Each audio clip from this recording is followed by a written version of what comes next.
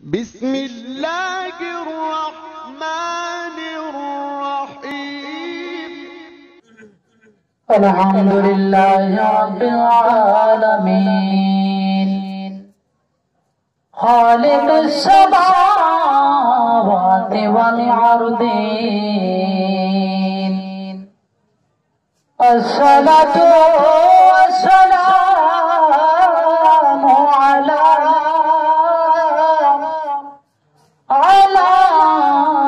رسوله الكريم الذي أرسله تعالى بالحق بشيرا ونذيرا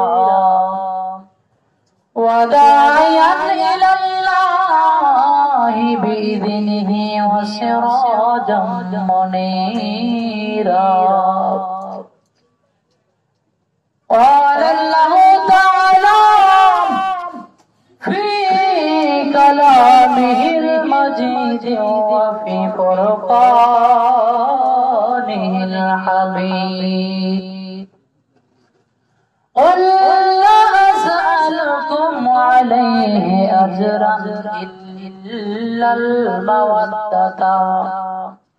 إلا المودة في القربى أما بعد فأعوذ بالله من الشيطان الرجيم بسم الله الرحمن الرحيم إن الله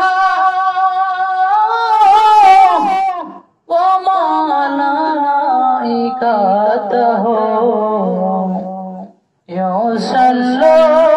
يصلون على النبي يا أيها الذين آمنوا صلوا عليه وسلموا تسليما اللهم صل على سيدنا محمد نبينا شفيعنا محمد اللهم صل على سيدنا محمد نبينا شفيعنا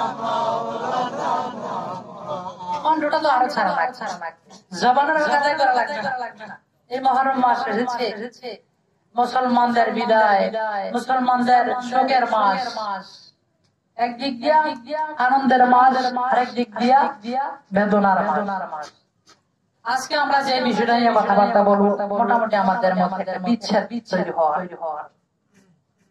সেই বিচ্ছেদ নিয়ে আমরা একটু দূরে শরীফ পড়ি রাসূলুল্লাহ সাল্লাল্লাহু আলাইহি সাল্লামের দরবারে যদি দরুদ শরীফ না পৌঁছে অলসতার কারণে এর চেয়ে দুর্ভাগা আর হতে পারে না। আমরা মহব্বতে একটু দরুদ শরীফ পড়ব জবান ছেড়ে আওয়াজ দিয়ে আকাশ বাতাস দুরুদের আওয়াজে যেন মুখরিত হয়ে যায় আল্লাহুম্মা সাল্লি আলা সাইয়্যিদিনা মুহাম্মদ নাবিয়ানা শাফিয়ানা মাওলানা মুহাম্মদ আল্লাহুম্মা সাল্লি আলা সাইয়্যিদিনা মুহাম্মদ নাবিয়ানা শাফিয়ানা মাওলানা আমার নবীর প্রেমে পাগল হয়ে জিন্দা মরা যাও মরিয়া নবীর প্রেমে পাগল হয়ে জিন্দা মরা যাও মরিয়া আশিকে রাসূল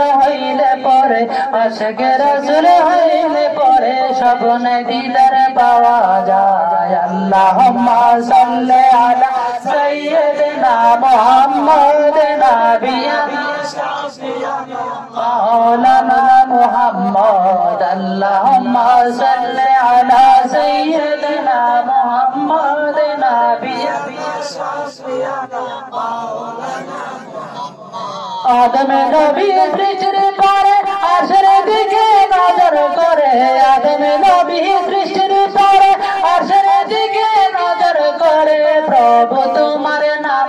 পাশে প্রভু তোমার নামের পাশে কাহার নাম লিখিলাম আল্লাহুম্মা সাল্লি আলা সাইয়্যিদিনা মুহাম্মদ নাবিয়ানা শাফিয়ানা মাওলানা মুহাম্মদ আল্লাহুম্মা সাল্লি আলা সাইয়্যিদিনা মুহাম্মদ নাবিয়ানা শাফিয়ানা রে মদিনা আমরা কেমনে যাব জানি না বলব রে মদিনা আমরা কেমনে যাব জানি না দয়া করো দয়াল আল্লাহ দয়া করো দয়াল আল্লাহ পোড়াও মনের বাসনা লা ইলাহা ইল্লাল্লাহ লা ইলাহা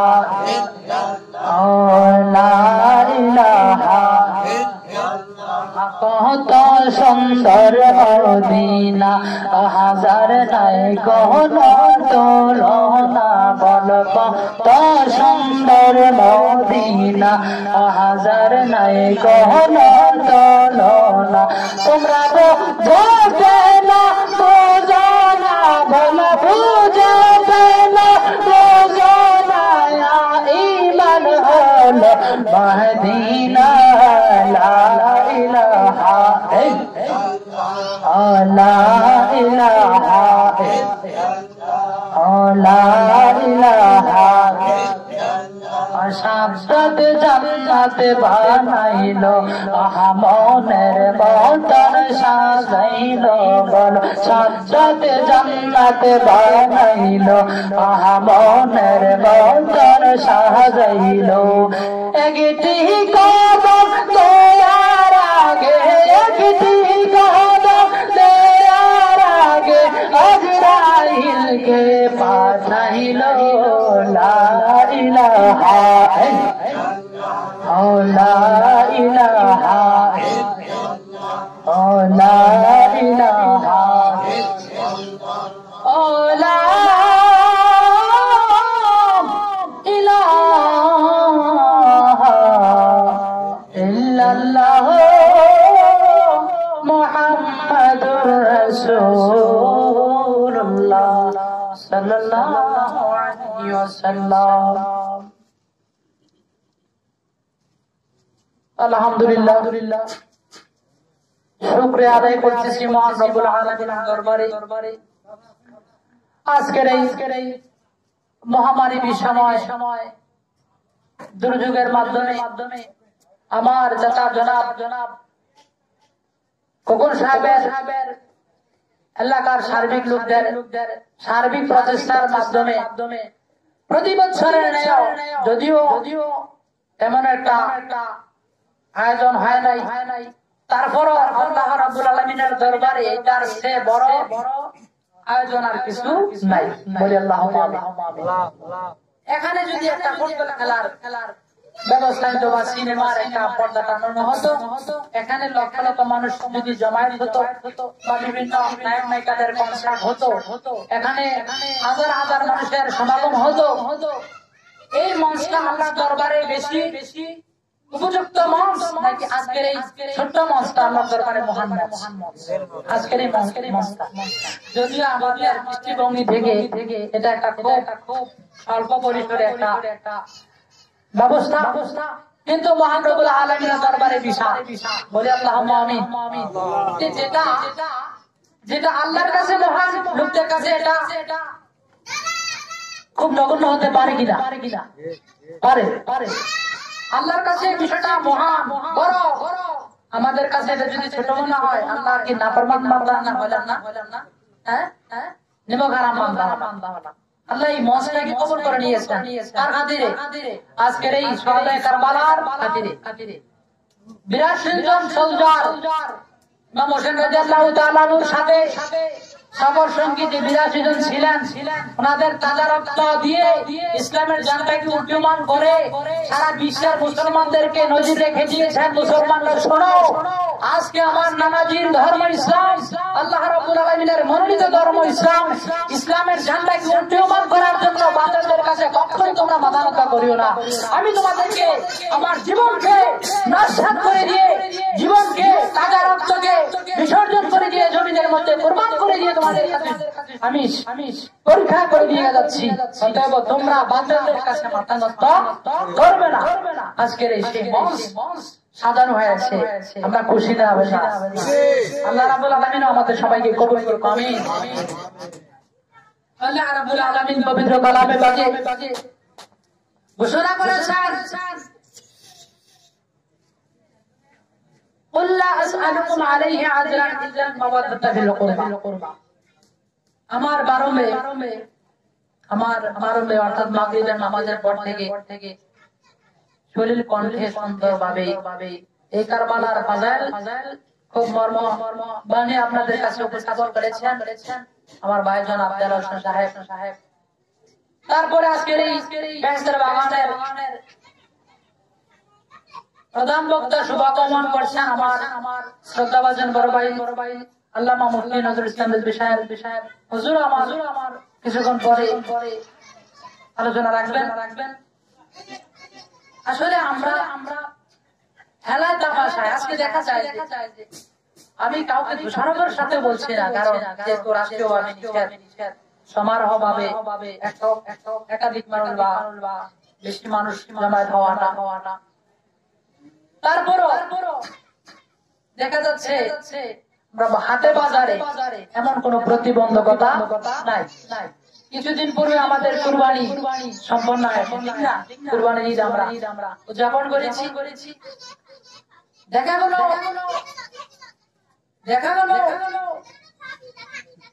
বিশাল আকারে ঈদের জামাত বন্ধ ছিল। আমি হারুন হাই স্কুলের মাধ্যমে আমি ঈদের নামাজ হাই স্কুল, কিন্তু সেখানেও প্রতিবন্ধকতা, কারণ রাষ্ট্রবাদ। আমি বুঝতে পারতেছি না আজকে গরু বাজার এত নোংরা, ওই জায়গাগুলো উন্মুক্ত, কিন্তু যেখানে কোরআন হাদিসের বাণী শোনানো হবে, যেখানে আল্লাহ রাসূল সাল্লাল্লাহু আলাইহি সাল্লামের সম্মান শোনানো হবে, সেখানেই বাধা বিঘ্নতা। বুঝতে পারতেছি না কি সমস্যা। আল্লাহ আমাদের সবাইকে সহিহ বুঝদান করুক, আমিন। আমি বলছিলাম পবিত্র কালামুল্লাহ শরীফ থেকে আল্লাহ রাব্বুল আলামিন বলেছেন, কুল লা আসআলুকুম আলাইহি আজরান ইল্লা আল-মাওয়াদ্দাতা ফিল কুরবা। আজকের এই মওয়াজ্জাদেরকে নিয়ে যার তাজা রক্তের বিনিময়ের কারণে আজকের এই মঞ্চ সাজানো হয়েছে, আজকের এই কনফারেন্স সাজানো হয়েছে, সেই ইমাম হোসেন রাদিয়াল্লাহু তাআলা আনহু আহলে বাইতের একজন সদস্য। আহলে বাইতের পরিচয় রাসূলুল্লাহ সাল্লাল্লাহু আলাইহি ওয়াসাল্লাম দিয়েছেন। আমি হাদিস শরীফ থেকে দেব ইনশাআল্লাহ। আল্লাহ কবুল করুক, আমিন। আহলে বাইত কারা? আর আহলে বাইতের পক্ষে আল্লাহ কি বলেছেন? আমার ভাই জানার সাহেব কথা বলছেন। আল্লাহ পাক রব্বুল আলামিন বলেছেন, কুল লা আসআলুকুম আলাইহি আজরান ইল্লা আল-মাওয়াদ্দাতা ফিল কুরবা। হে রাসূল, আপনি বলে দেন, আপনি যে উহুদের ময়দানে ইসলামের ঝান্ডাকে উড্ডীয়মান করার জন্য, ইসলামের দাওয়াত দেওয়ার জন্য মক্কার গলিতে আপনি মুসলমান বানানোর জন্য, ইসলামের দাওয়াত দেওয়ার জন্য কাফের মুশরিকদের কাছে বিভিন্ন নির্যাতন ভোগ করতে হয়েছে, অত্যাচার নিপীড়ন আপনার উপর চার্জ করা হয়েছে, আপনার দান্দার মুবারক পর্যন্ত শহীদ করা হয়েছে, তায়েফের ময়দানে আপনাকে ক্ষতবিক্ষত করেছে, চেহারা মুবারক রক্ত ক্ষয়ী হতে হয়েছে। এই যে আপনার কষ্ট, এই যে আপনার ত্যাগ, এটার জন্য আপনি কিচ্ছু চান না। একমাত্র সাম এর বিনিময়ে আপনি ইসলামের দাওয়াত দিচ্ছেন। মুসলমান আপনার কাফেররা যখন মুসলমান হবে, ইসলামের পতাকা তলে আসবে, তারা আমার হুকুম আহকাম, শরীয়তের বিধান, হাকিকতের বিধান, তরিকতের বিধান মেনে চলবে, ইসলামী আহকাম মেনে চলবে। তাদের জন্য আমি একটা জায়গা রেখেছি, সেটা হচ্ছে জান্নাত। এই যে জান্নাত নামক একটা স্থান তারা পাবে, এত মহান জায়গা পাবে আপনার দাওয়াতের বিনিময়ে, আপনার রক্তক্ষয়ী সময়কে অতিক্রম করার পরে তারা ইসলাম গ্রহণ করেছে, তারা বেহেশতে যাবে। আপনি যে এত কষ্ট করেছেন, তাদের ব্যস্ত কামাই করার জন্য তারা যেন ব্যস্ত কামাই করে এত পরিশ্রম করেছেন, বিনিময়ে আপনি কিচ্ছু চান না। কি চান? ইল্লাল মাওয়াদ্দাতা বিল কুরবা, আপনার আহলে বাইতের ভালোবাসা চান। সুবহানাল্লাহ বলেন। ইয়া রাসূলুল্লাহ, ইয়া হাবিবাল্লাহ, এত কিছু করলেন বান্দার জন্য, আমার গড়া জান্নাতের মধ্যে ঢুকতে পারে। এই জান্নাত কামাই করার জন্য আপনি কষ্ট করেছেন, স্বজন হারা হয়েছেন, জন্মভূমি স্থান মক্কাতুল মুকাররমা ত্যাগ করে হিজরত করে মদিনাতুল মুনাওয়ারায় যেতে হয়েছে। কত হৃদয় বিদারক ঘটনা, মায়ের স্থান, জন্মভূমি স্থান কেউ ত্যাগ করতে পারে না। বাংলাদেশ থেকে যদিও আমাদের সন্তানেরা, আমাদের ভাইয়েরা, আমাদের বাবারা অনেকেই প্রবাসে যায়, দেশের জমিনে 4-5 বছর, 2 বছর, 3 বছর ঘোরার পরে মায়ের স্থান জন্মভূমির জন্য এমন ছটফট করে কখন যায় জন্মভূমি স্থানের মধ্যে আসবে। কিন্তু ইসলামের দাওয়াত দেওয়ার জন্য, ইসলামের তালকিনগুলো মুসলমানদের কাফেরদের কাছে যখন ইসলামের তালকিন দেওয়া আরম্ভ করলো, কাফেররা সহ্য করতে পারে নাই। ফলশ্রুতিতে নবী রাহমাতুল লিল আলামিনের উপর এমন ভাবে নির্মমতা আরম্ভ করে দেয়, আল্লাহ রাব্বুল আলামিন ওহী নাযিল করেন, ইয়া রাসূলুল্লাহ, আর দরকার নাই মক্কাতুল মুকাররমার মধ্যে থাইকা ইসলামের দাওয়াত দেওয়ার দরকার নাই। ও ইয়া হাবিবাল্লাহ, নবী গো, ইসলামের দাওয়াত যদি দিতে হয় মদিনাতুল মুনাওয়ারার মধ্যে চলে যাও। যেরকম সুবহানাল্লাহ, আপনার ইশারায় কিন্তু হিজরত করেছেন নবীজি। নিজ থেকে মনে কিছু করেন নাই। আল্লাহু আকবার। কেউ জবান আছে না, তাহলে শুনে হ্যাঁ এখন যদি ক্রিকেট খেলা হতো পাকিস্তান বনাম বাংলাদেশ, ক্রিকেট যদি খেলা হতো আর এখানে যদি প্রজেক্টরের মাধ্যমে এই খেলা দেখানো হতো, যদি সাকিবুল হাসান একটা ছক্কা মারতো বা একটা উইকেট খেলাইতো, একটা লোক আর মনে হয় যে এখানে আর কাপড় পিন্দুলে থাকতো না। শুধু কিসের জন্য? আনন্দের জন্য। বেহেশতের বাগানে বসছেন, আনন্দের জায়গা নাকি বিনোদনের জায়গা? ও মা, একজনের কথা কয়, সবাই কিনা যারা জবান বন্ধ রাখতেছেন, আমার মনে হয় তার কাছে বিনোদনের জায়গা। কে বলেন? সবার কাছে আমাদের জায়গা নেই। জবান কেন চলে না? জবানের হক আদায় করা লাগবে কিনা বলে? এই জবান দিয়েছেন কে? আল্লাহর গুণগান গাওয়ার জন্য নাকি শয়তানের গুণগান গাওয়ার জন্য? শয়তান আপনাদেরকে মহারান্বিত করে দিচ্ছে।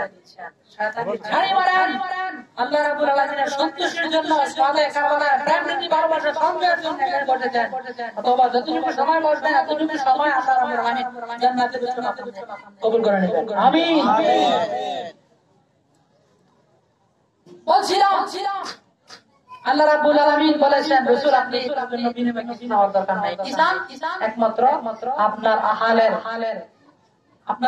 বায়াতের ভালোবাসা। কিন্তু আহলে বায়াত কারা? এটার পরিচয় দরকার আছে। এই আহলে বায়াতকে আল্লাহ কেমন ভালোবাসা দিয়েছেন আল্লাহ রাব্বুল আলামিন নিজে বলেছেন, রাসূল ইন্নামা ইউরিদুল্লাহু هذا مرات صلاة يا رسول الله عليكم سلام يا حبيب الله عليكم صلاة يا رسول الله عليكم سلام يا हज़ारा जिब्राइल अंदर बशर बाहर हम सोए गरीबा एक नजर सलात या रसूल अल्लाह अलैकुम सलाम या हबीब अल्लाह। আল্লাহ রাব্বুল আলামিন বলেন, ইয়া রাসূলুল্লাহ, বিনিময় থেকে সুসন্নায় আপনার আহলে বাইতের ভালোবাসা চান। আহলে বাইতের পরিচয় নবীজি দিচ্ছেন। নবীজি দিচ্ছেন আহলে বাইতের ভালোবাসা। আহলে বাইত কারা? কার ভালোবাসা আল্লাহ চেয়েছেন? আম্মা আয়েশা সিদ্দিকা রাদিয়াল্লাহু তাআলা আনহা ফরমান, আয়েশা সিদ্দিকা রাদিয়াল্লাহু তাআলা আনহা قال قال رسول الله صلى الله عليه وسلم وانا اني قد رايت النبي صلى الله عليه وسلم خرج من بيته ثم دعا علي ثم دعا فاطمه ادخلهما في رجال اسود اليمين अम्मा आयशा सिद्दीका রাদিয়াল্লাহু তাআলা আনহা ফরমান আমি নবী করিম সাল্লাল্লাহু আলাইহি সাল্লামকে দেখেছি খারাজা মিন বাইতে নবীজি বাড়ি থেকে বের হলেন নবীজি আমার বাড়ি থেকে বের হলেন সুম্মাদা ফাতেমা আলী এবং ফাতেমাকে ডাকলেন আদাখালাহুমা ফি রিদাইল আসওয়াদিল ইয়ামিন ডান বগলের নিকে স্থান দিলেন নবী রাহমাতুল আলামিনের বদরের মধ্যে চেহারা মুবারকের মধ্যে ওই সময় কালো চাদর পরিহিত ছিল যেরকম সুবহানাল্লাহ আজকে বাংলাদেশের মধ্যে কিছু কিছু লোকেরা বলে এই কালা টুপি নয় কালা পোশাকই নাকি জাহান্নামে হুজুর নাউজুবিল্লাহ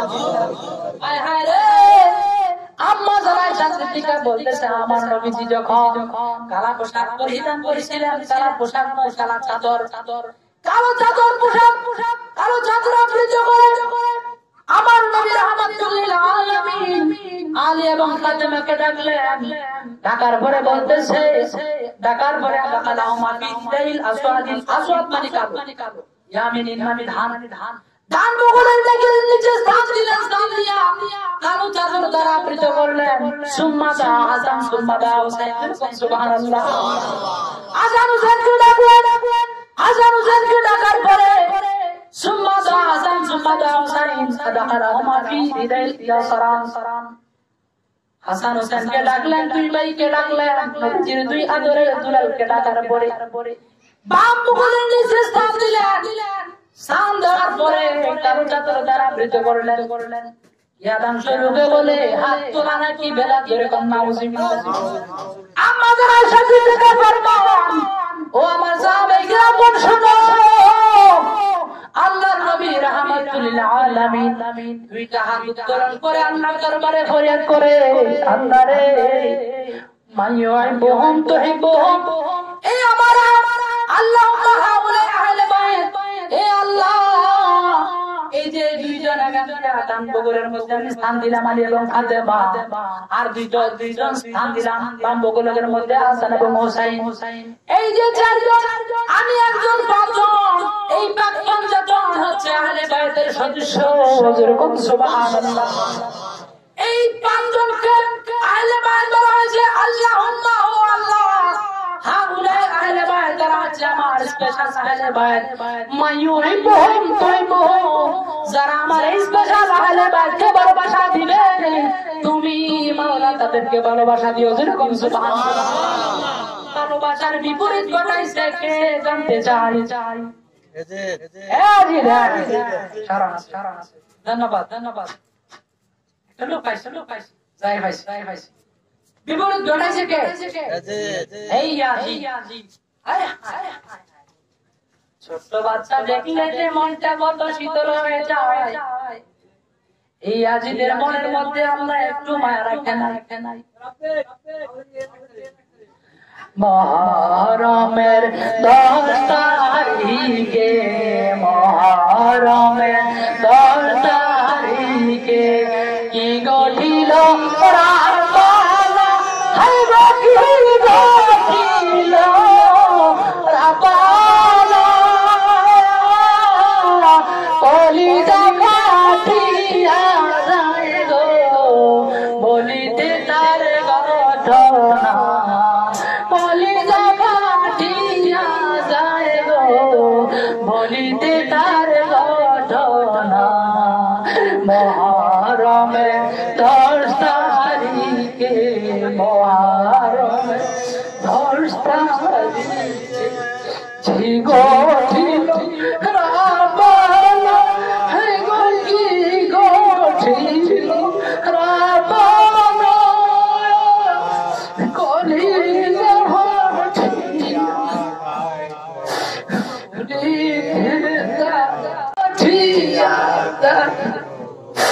বলিতে হাসান শহীদ জহরেতে হুসেন শহীদ কারবালা হে গো হুসেন শহীদ কারবালা একই ঘরে তিনজন ঘোরারি খালি শোনাবো মহরমে 10 তারিখে কি গঠিল রাবানা হায় গো কি গঠিল রাবানা কলিজা ফাটিয়া যায় গো বলিতে তার ঘটনা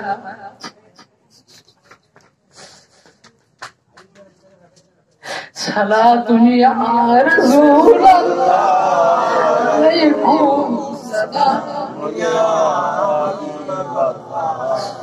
সালা দুনিয়া রাসূলুল্লাহ সালামুন ইয়া হাবিবাল্লাহ। মহরমের ইতিহাস যখন পড়ানো হয় একটু যদি মনোযোগ দিয়া গভীর ভাবে হৃদয়ঙ্গম করে চেষ্টা করে চোখের বাড়ি দরাগার মতো কেমন আছো, এটা কেমন ব্যবহার, স্পেশাল হাল, এদের জন্য আল্লাহ রাব্বুল আলামিন নিজেই দোয়া করেছেন, নিজেই রাসূল সাল্লাল্লাহু আলাইহি ওয়াসাল্লাম বলেছেন, হুজুর আপনি কোনো কিছুর ভালোবাসার প্রয়োজন চান না, বিনিময়ে একটা চান, আহলে বাইতের ভালোবাসা। আহলে বাইতের ভালোবাসার পরিচয়, আহলে বাইতের পরিচয় আমি হাদিস থেকে দিয়েছি। ইয়াজিদের মনের মধ্যে কোনো মায়া মমতা ছিল না।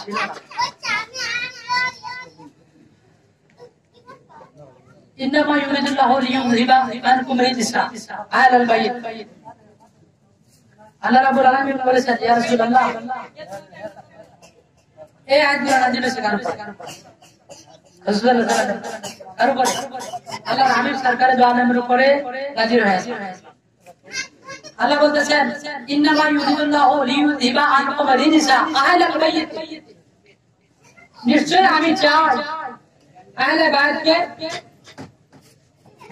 ইউরিদুল্লাহু আমি আল্লাহ চাই আহলে বাইতকে কি করতে?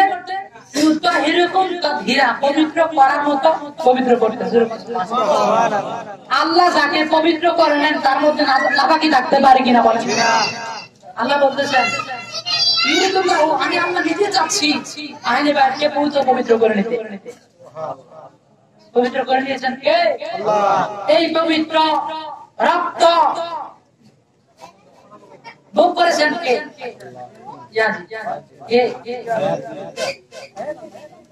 যখন মুআবিয়া রাদিয়াল্লাহু তাআলা তিনি কিন্তু নবীজির সাহাবী ছিলেন। মুআবিয়া রাদিয়াল্লাহু তাআলা যখন ইন্তেকাল করেছেন, বিশাল কথা আছে এর মধ্যে, আমি খুব সময় কাছাকাছি নিয়ে আসছি, যেহেতু বড় ভাইজানকে আসেন বড় ভাইজানকে আমি একটা বিরক্তম অবস্থান হতে দেব না। আল্লাহ রাব্বুল আলামিন এই মুআবিয়া যখন বিদায় নিলেন, ইন্তেকাল করলেন, ইয়াজিদ কুফার নগরীর গভর্নর হওয়ার জন্য প্রাণপণ চেষ্টা চালাচ্ছে।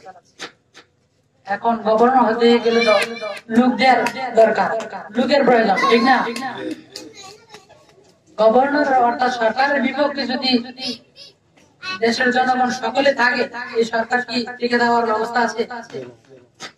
এটা গণতন্ত্র দেশ। কিছু লোক সরকারের পক্ষে আছে, কিছু বিপক্ষে আছে, যার ফলে সরকার টিকে আছে, ঠিক না? আর যদি সকল লোক একতরফিয়া সরকারকে হটাও, এই সরকার আমরা চাই না, সকল লোক যদি একসাথে এই কথা বলতো, সরকার থাকার ব্যবস্থা আছে? এখন কুফানগরের গভর্নর হওয়ার জন্য এই আরম্ভ হলো তার পায় তারা। এখন দেরি করলেন না, জলদি করে পাঠাও। বিশাল শামে কারবালার মধ্যে লম্বা ইতিহাস, এই ইতিহাস বলে কয়দিনে শেষ করা যাবে আমার মনে হয় না। তো ইমাম হোসেন রাদিয়াল্লাহু তাআলার কাছে চিঠি পাঠাইলো। কুফানগরের লোকেরা চিঠি পাঠাইলো ইমাম হোসেন রাদিয়াল্লাহু তাআলার কাছে। ইমাম হোসেন গো, ইতিমধ্যে মুআবিয়া রাদিয়াল্লাহু তাআলা আনহু ইন্তেকাল করেছেন, অতএব আমাদের একজন ইসলামের ধারক বাহকের প্রয়োজন, যার কাছে আমাদের ঈমান এবং আমলের হেফাজতের ব্যবস্থা পাবো, এমন একজন নায়েবের প্রয়োজন। এখন আমরা নায়েব শুনব, একজন আপনারই খাস লোকের প্রয়োজন। শুধু একমাত্র নির্বাচন আপনাকে আমরা করেছি, তার কোনো ব্যবস্থা নাই। চিঠি পাঠাইলো, সমস্ত সঙ্গীগণ ইমাম হোসেনকে বলতেছেন, ইমাম ভাই আপনি যে চিঠি পাচ্ছেন এই চিঠির ভাবভঙ্গির কত একটা সুবিধা না। কারণ হচ্ছে এই কুফানগরের মধ্যে আপনার পিতাজিকে কুফানগরের মানুষ শেষ নিঃশ্বাস ত্যাগ করে দিয়েছেন, এখানেই আপনার বাবাকে শহীদ করতে করেছেন। কুফানগরের অবস্থা হচ্ছে মুনাফিকি অবস্থা, অথবা আপনার প্রয়োজন নাই এমনি করে চিঠির পর চিঠি একের পর এক দিকে আছে, কোন সারা শব্দ নাই। শেষ পর্যন্ত চিঠি পাঠাইল। ওই ইমাম হোসেন চিঠির পর চিঠি পাঠাচ্ছি, অনেকগুলো চিঠি পাঠাইলাম, একটা চিঠির উত্তর আমরা পাইলাম না। কুফা নগরীর মানুষ খুব অসহায় অবস্থায় আছে। কাল কিয়ামতের ময়দানে যদি আমরা ঈমান হারা হইয়া আমল শূন্য হইয়া আল্লাহর হাইকোর্টের মধ্যে দাঁড়াইতে হয়, আল্লাহর কাঠগড়ার মধ্যে দাঁড়াইয়া আমরা সকলে এক বাক্যে বলে দেব, আল্লাহ আমাদের কি অপরাধ ছিল? আমাদের কোনো অপরাধ নাই। মুআবিয়া রাদিয়াল্লাহু তাআলা আনহু যখন ইন্তেকাল করেছে, ইসলামের ঝান্ডাকে অটুট রাখার জন্য কুফা নগরীর মধ্যে আমরা আল্লাহর নবী রাহমাতুল লিল আলামিনের আদরের দুলাল ইমাম হোসেন রাদিয়াল্লাহু তাআলা আনহুকে আহ্বান দিয়েছিলাম, তিনি আমাদের আহ্বানে সাড়া দেন নাই, যার পরিস্থিতিতে আমরা ঈমান হারা হয়েছি, আমল শূন্য হয়েছি। কুফা নগরীর লোকদের বক্তব্য আল্লাহর কাছে আমরা ওই সময় বলবো যে আমাদের ঈমান আমল রক্ষা করার মতো, ঈমান আমল অ্যাক্টিভ রাখার জন্য তেমন একটা আমরা লোক পাই নাই, হাদি পাই নাই, যার কারণে আমরা গোমরা হয়ে গেছি। দোষটা আমাদের না, দোষ সমস্ত চাইবা দেওয়া হবে ইমাম হোসেন। এই চিঠি দিয়া ইমাম হোসেন রাদিয়াল্লাহু তাআলার কাছে পাঠাই। ইমাম হোসেন রাদিয়াল্লাহু তাআলা আনহু সমস্ত সাহাবীদেরকে নিয়ে, সঙ্গীদেরকে নিয়ে গোল টেবিলের বৈঠক বসলেন। গোল টেবিলের বৈঠক বসার পরে ভাবতেছেন, এই চিঠির উত্তর যদি আমরা না যাইয়া দেই উপায় তো থাকবে না। আসলে তো যে কথাগুলা বলছে সকলগুলো কথা বাস্তব। এই পরিপ্রেক্ষিতে কি করা যায়? সমস্ত সাহাবে কেরামগণ, সমস্ত সাথীগণ ইমাম হোসেনকে বলতেছেন, ঠিক আছে ইমাম হোসেন গো, আমরা এত সহজে আপনাকে কুফা নগরীর মধ্যে যাইতে দেব না। প্রাথমিক অবস্থা ওই কুফা নগরীর অবস্থাকে পর্যবেক্ষণ করার জন্য আমাদের পক্ষ থেকে একজন ওইখানে পাঠাবো। ওইখানের অবস্থা পরিদর্শন করার পরে যদি পজিটিভ মনে হয় তারপরে আপনি যাবেন। সিদ্ধান্ত মোতাবেক মুসলিম মিনাকিল বলতেছে, এই সবার পক্ষ থেকে আমি রাজি হলাম, ইসলামের ধারক বাহক হইয়া আমি কুফা নগরীর মধ্যে যাব ইসলামের দাওয়াত দেওয়ার জন্য। কুফা নগরীর মধ্যে যাব। এই কথা বলার পরে সকলে সিদ্ধান্ত নিল, ঠিক আছে আপনি যাবেন। মুসলমান কুফা নগরীর মানুষদেরকে ইসলামের দাওয়াত দেওয়ার জন্য, তালিম দেওয়ার জন্য আপনি যাবেন, মেনে নিলাম। এদিকে মুসলিম বিনাকিলের দুই সন্তান ইব্রাহিম এবং মুহাম্মদ, লম্বা ইতিহাস রেখে রেখে আসতেছি। মুসলিম বিনাকিলের দুই সন্তান, নবজাত শিশু সন্তান মুসলিম বিনাকিলের দুই সন্তান ইব্রাহিম এবং মুহাম্মদ পায়ের মধ্যে, বাবার পায়ের মধ্যে জড়াইয়া বলতেছে, ও আব্বা হুজুর, আপনি যে কুফা নগরীর মধ্যে যাবেন, আমরা জন্ম লোক নেই, জন্মের উসালক নেই, মায়ের চেহারা হারাইলাম, মা এবং বাবার আদর্শ আপনার কাছে আমরা পাচ্ছি গো বাবা। আপনি কুফানগরীর মধ্যে চলে যাবেন, আমরা কোথায় যাব? আমাদের তো যাওয়ার জায়গা নাই। ও আব্বা হুজুর, ও আব্বা হুজুর, দয়া করে আপনার সাথে আপনার সঙ্গে করে আমাদেরকেও কুফানগরীর মধ্যে নিয়ে যাও। সুবহানাল্লাহর আওয়াজ নাই রে, উঠে গেছে মাহফিল থেকে। আল্লাহ রাব্বুল আলামিন তার হাবিব সরকারে দো আলম বলেছেন, তিরমিজি শরীফের হাদিস, আলহামদুলিল্লাহ তামলাউল মিজান ওয়া তামলাউ মা বাইনা সামাই ওয়াল আরদে।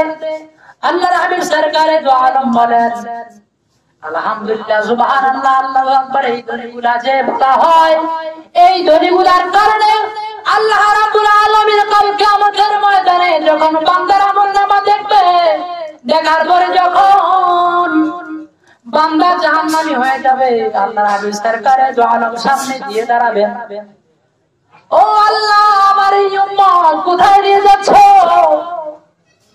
আল্লাহ রাব্বুল আলামিন বলেন, তার আমলনামা জাহান্নামী হতে হবে, জাহান্নামী নিয়ে যাও। ও আল্লাহ, আমাকে একটু সুযোগ দাও, আমি তার আমলনামা আবার রিভিউ করতে চাই।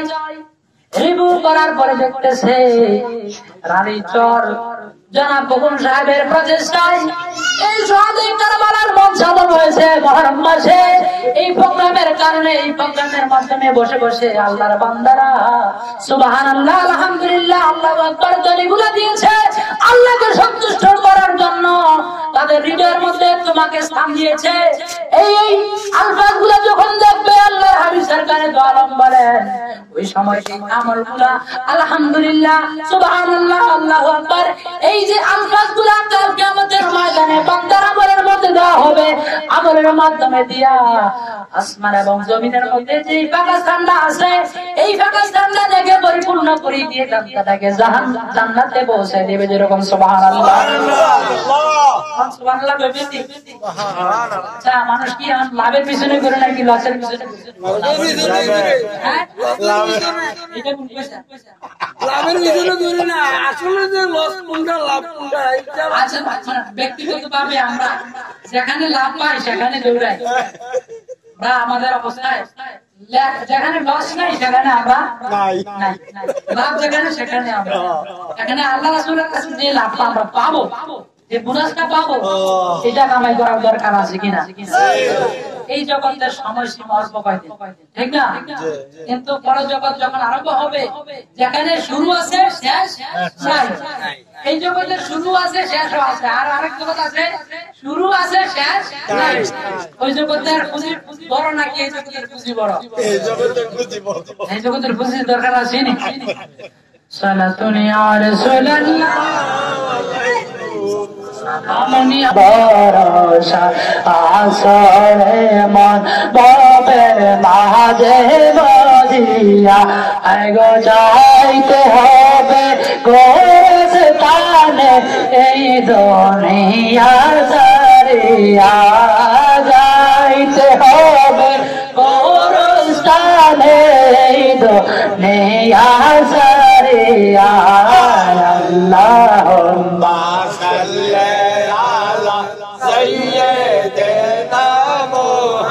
মাদনা বিয়ানা শাফিয়ানা মাওলানা মাদনা বিয়ানা শাফিয়ানা মাওলানা মুহাম্মদ। আলহামদুলিল্লাহ, মিলাদ শরীফ বললে ভালো লাগে না? হ্যাঁ, ভালো লাগে না? যদি ভালো লাগতো তারাও আর আওয়াজ পাইতাম। যাই হোক, ভালো পাইছি। এই মানুষের ভিতরে আর কথা আশা করা যায় তো। ইব্রাহিম এবং মোহাম্মদ দুই ভাই বলতেছে, বাবা জন্মলগ্নেই মায়ের চেহারা হারাইলাম, আপনি আছেন, আপনার দিকে তাকাইলে মায়ের চেহারা পায়। আপনার কাছে আমরা মার আদর ভালোবাসা, বাবার আদর ভালোবাসা শুধু আপনার কাছে পেয়ে থাকি। এখন আপনি কুফানগরীর মধ্যে চলে যাচ্ছেন, আমাদের কি উপায়? আমাদেরকে রেখে যাচ্ছেন কোথায়? আমাদেরকেও আপনার সঙ্গী করে কুফা নগরের মধ্যে নিয়ে যান।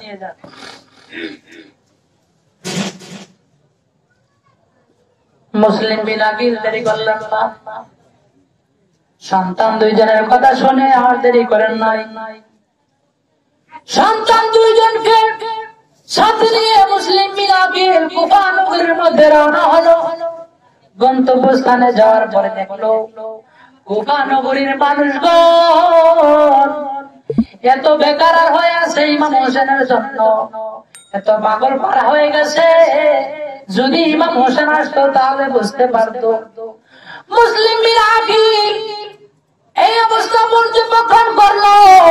মুসলিম বিন আকিলকে তারা সাদরে গ্রহণ করলো, বিভিন্ন রকমের সম্বর্ধনা জানানো হলো। তারপরে মুসলিম বিন আকিলকে তারা আলিঙ্গন করলো। শেষ পর্যন্ত দেখা গেল 40,000 লোক মুসলিম বিন আকিলের হাতে বায়াত গ্রহণ করেছে। সুবহানাল্লাহ। কত হাজার?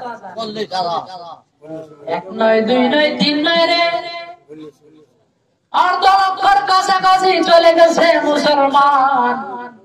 মুসলমানগণ একের পর এক জামাতের শহীদ মিছিলের সাথে দলবদ্ধভাবে সারিবদ্ধ হইয়া মুসলিম বিন আকিলের হাতে বায়াতে রাসূল গ্রহণ করতেছে। ইমাম হোসেনের পক্ষ হইতে দাওয়াত নিয়ে আসছে মুসলিম বিন আকিলের বাড়ি। আজকে ইমাম হোসেন রাদিয়াল্লাহু তাআলা আনহুর পক্ষ থেকে আমি তোমাদের কাছে ইসলামের বাণী নিয়ে আসছি, কালেমার দাওয়াত নিয়ে আসছি। ও তোমরা যারা আছো, তোমরা আমার হাতে ইমাম হোসেনের পক্ষ থেকে বায়াতে রাসূল গ্রহণ করে নাও। জোরে বল সুবহানাল্লাহ। মুসলিম বিন আকিল যখন এই কথা বলল, সাথে সাথে জামাতের শাহিদ দলবদ্ধভাবে লোকেরা লোকারণ্যভাবে আলোড়ন করে লোকেরা সকলেই মুসলিম বিন আকিলের হাতে বায়াতে রাসূল গ্রহণ করতে করতে 40,000 লোক হয়ে গেছে।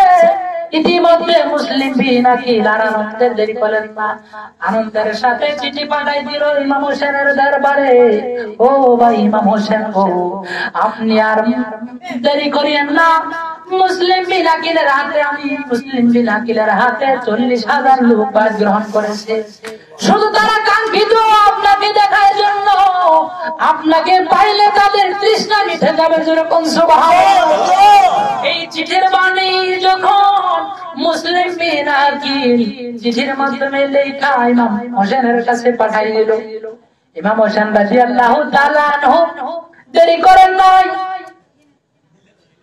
22 জন সোলজার পরিবার পরিজন থেকে সাথীদেরকে সহকারে 22 জনকে নিয়ে আরম্ভ করলো কুফা নগরীর দিকে রওনা। চিঠির উত্তর দিয়া চিঠি পাইয়া বলতেছে, ভাই মুসলিম বিন আকিল, আমিও তোমার লাগে সারা দিচ্ছি, কিছুক্ষণের মাধ্যমে আসতেছি তোমার কাছে, কিছুক্ষণের মধ্যে আসতেছি, দেরি করিও না। সকলকে তুমি আগলিয়ে রাখো। মুসলিম বিন আকিল যখন চিঠি পাঠাইলো, ইয়াজিদ খবর পাইলো, আর দেরি করে নাই। আরে আমার কুফা নগরী তো মুসলমানদের দখলে চলে যাবে, ইমাম হোসেনের দখলে চলে যাবে।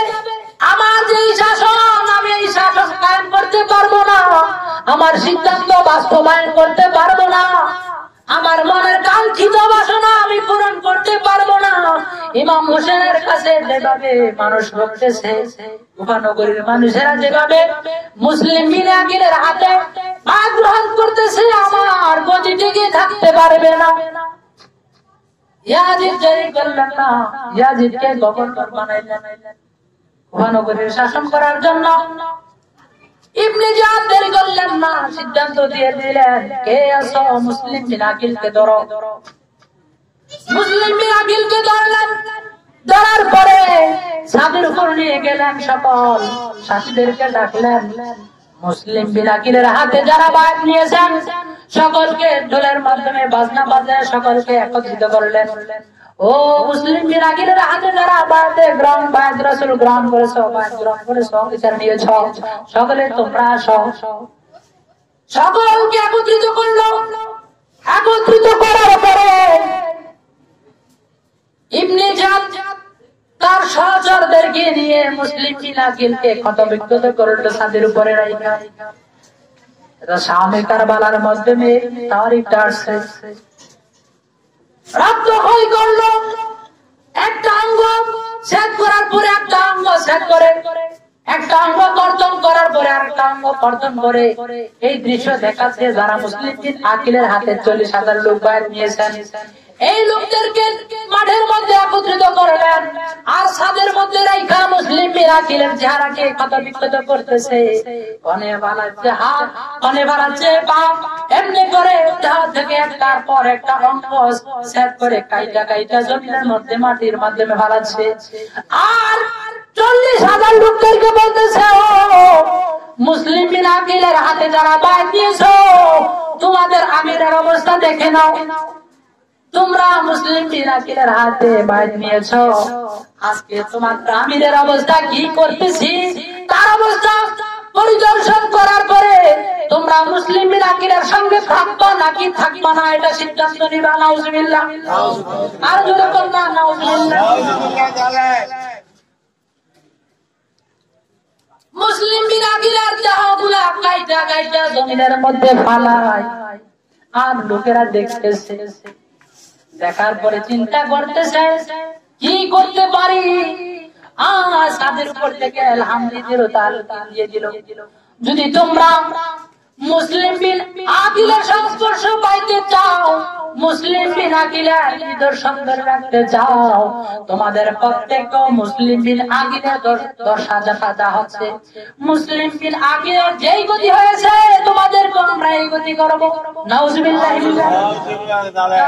মুসলিম বিন আকিলকে যেভাবে কর্তন করতেছি অঙ্গগুলা কেটে ফেলতেছি,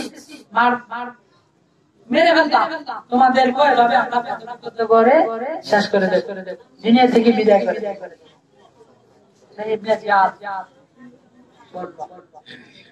লোকেরা ভয়ে মুসলিম বিন আকিলের এই দশা দেখে লোকেরা যে 40,000 লোক ছিল ওরা আস্তে আস্তে বিদায় নিল। তোমরা কোথায় যাচ্ছ, কোথায় যাচ্ছ? আমি আসার সাথে সাথে তোমাদের যে আগমন দেখেছি আমার কাছে আমার হৃদয়টা পরিপূর্ণ হয়ে গেছে আনন্দের মাধ্যমে। আজকের এই করুণ অবস্থায় তোমরা 40,000 লোক আমার সাথে অঙ্গীকার করেছ, অঙ্গীকারবদ্ধ ছিলে, আজকে তোমরা অঙ্গীকার ভঙ্গ করে আর ইয়াজিদের শাসন আমলকে গ্রহণ করার জন্য আমার থেকে বিদায় নিচ্ছ। কিয়ামতের ময়দানে আল্লাহ রাব্বুল আলামিন আমার নবীজির সুপারিশ তোমাদের জন্য বরাদ্দ রাখবেন। নাউজুবিল্লাহ। আল্লাহর নবীজির সুপারিশ ছাড়া কোন নবী বেহেশতে যাবে কিনা জানতে চাই, কোন পয়গম্বর উম্মত যাবে না। আর সেই নবী রাহমাতুল লিল আলামিন বলেছে, আমার ইমাম হোসেনের প্রেম ভালোবাসা আমার আল্লাহ চায়। আল্লাহ বলতেছেন আমি তোমাদের কাছে কিছু চাই না, একমাত্র আহলে বাইতের ভালোবাসা চাই। সুবহানাল্লাহ। এই আহলে বাইতের রক্তগুলা, এই আহলে বাইতের শরীরটাকে, জীবনটাকে আমি পুত্র পবিত্র করে নিয়েছি, পবিত্র করার মতো। যেরকম সুবহানাল্লাহ। আজকে এমন রক্ত, পবিত্র রক্ত নিয়ে খেলাধুলা কে করছে জানতে চাই। হায় রে মুসলমান, বাংলাদেশে তোমার আছে, আমি পক্ষ বিপক্ষ নিয়ে কোন নাম ধরে কোথাও কথা বলার চেষ্টা করি না। তারপরে যদিও বলা হয়ে যায় এটাকে সত্যার জন্য। আল্লাহর হাবিব সরকারে দু আলম বলেছেন, আস-সাকিতু আনিল হক শায়তানুল আখরাক। যে ব্যক্তি জানার পরে শোনার পরে সত্যকে গোপন রাখতো, জানা শোনার পরে সত্য গোপন রাখলো, সে হচ্ছে বোবা শয়তান। নাউজুবিল্লাহ। Ya Rasulullah alaikum salam ya Habiballah alaikum salatun ya Rasulullah।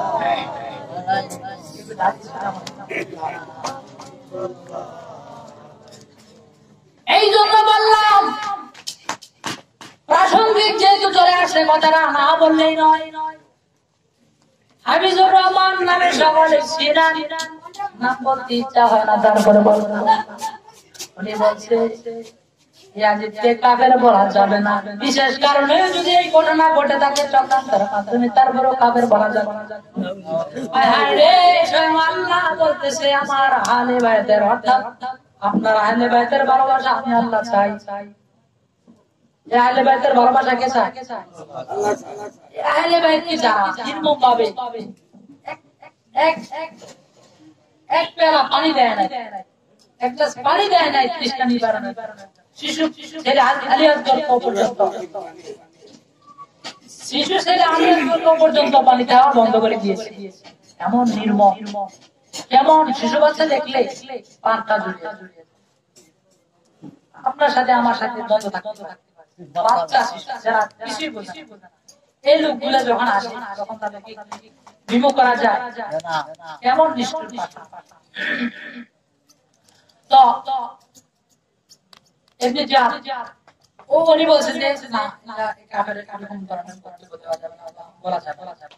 আমি জানি না তার কি দৃষ্টি। আল্লাহ তাআলা আর নবীজি নিজে বলছেন যারা তাদেরকে ভালোবাসা দিবে তাদেরকে আপনি ভালোবাসা দিবেন, আর যারা তাদের সাথে সতীত্বামি পোষণ করবে আপনি আল্লাহ তাদের সাথে সতীত্বামি পোষণ করিয়েন। বলেন আল্লাহ যার পক্ষে শত্রু হয়ে যায় তার জন্য জাহান্নাম নাকি জান্নাত?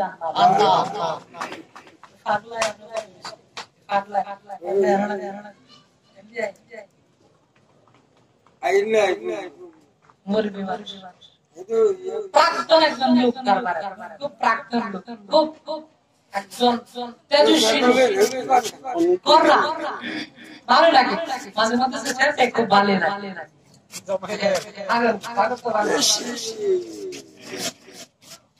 ঘোষণা দিয়ে দিলেন তোমরা সকলেই মুসলিমের আকিদার সংস্পর্শ ছেড়ে দাও, না হয় মুসলিমদের আকিদার যে দশা হচ্ছে তোমাদেরকে এই দশা আমরা করে নেব। নাউজুবিল্লাহি মিন যালিক। সাথে সাথে লোকগণ মুসলিমের আকিদার পথ ত্যাগ করে দেন, সকলে বাড়ির সালাম। মুসলিমের আকিদা চিন্তা করে এতগুলা চিঠি পাইলাম, এতগুলা চিঠি ইমাম হোসেনকে দিল, হোসেন রাদিয়াল্লাহু তাআলা আনহুর পক্ষ থেকে আমি আসলাম। আসার সাথে সাথে বিজলির ন্যায় আমার কাছে লোকগুলা সমাহিত হয়ে আমার হাতে বায়াত গ্রহণ করলো। আজকে কোথায়